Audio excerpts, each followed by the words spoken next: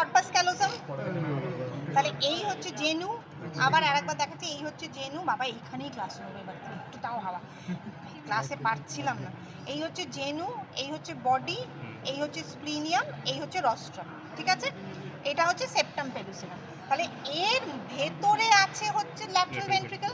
তাহলে ল্যাটারাল ভেন্ট্রিকলের মোটামুটি anterior horn আর বডির সব মিডিয়াল ওয়ালটাই হচ্ছে সেপ্টাম পেলুসিনাম, তাই তো? Medial wall is always septum pellucidum for the genu and the body. এবার এই অবস্থায় আগে জেনুর রিলেশনটা দেখ। জেনুর রিলেশন দেখ, তুই এই যে ভিডিওগুলো করিস এগুলোকে ঠিক কাজ করিস তোরা। এই হচ্ছে জেনু, ঠিক আছে?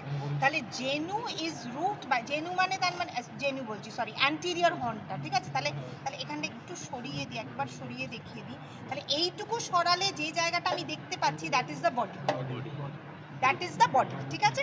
তাহলে এই হচ্ছে ল্যাটারাল আর এই হচ্ছে থার্ড ভেন্ট্রিকল, মানে এইখানটা তো থ্যালামাস, তাহলে এই জায়গাটা তো থার্ড ভেন্ট্রিকল, মানে আর এক দিকটা যখন এসে লাগবে তখন ওই বাবারে এটা সরালে আরো দেখাতেই পাচ্ছে। এখানটা হচ্ছে ল্যাটারাল থার্ড ভেন্ট্রিকল, তাহলে এই জায়গাটা হচ্ছে ফোরামেন অফ মনরো মোটামুটি, আর এইখান দিয়ে অ্যাকুইডাক্ট অফ সিলভিয়াস চলে যাবে নিচের দিকে। তাহলে এর সামনেটা হচ্ছে অ্যান্টিরিয়র হর্ন, ঠিক আছে? আর যতটা দেখতে পাচ্ছ ততটা হচ্ছে body.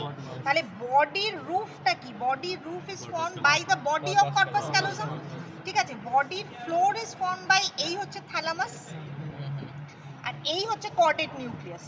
This is the body. এই যে এই যে এই উঁচুটা, এই উঁচুটা দেখতে পাচ্ছিস? এই উঁচুটা একটু গ্লাস থাকলে হাতটা দিয়ে এইটা হচ্ছে থ্যালামাস, এটা হচ্ছে কর্ডেট নিউক্লিয়াস, এটা হচ্ছে কর্পাস ক্যালোসাম। বুঝতে পারছো? তাকাতেই পাচ্ছি না রে, ঠিক আছে? তাহলে caudate nucleus is the body of the caudate nucleus is forming the floor,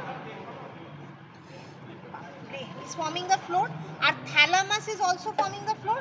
এবার থ্যালামাস আর এই বাবারে অসম্ভব, তাকাতেই পাচ্ছি না, এটাকে ধোয়নি একদম বোধহয় এই বিষয়টা।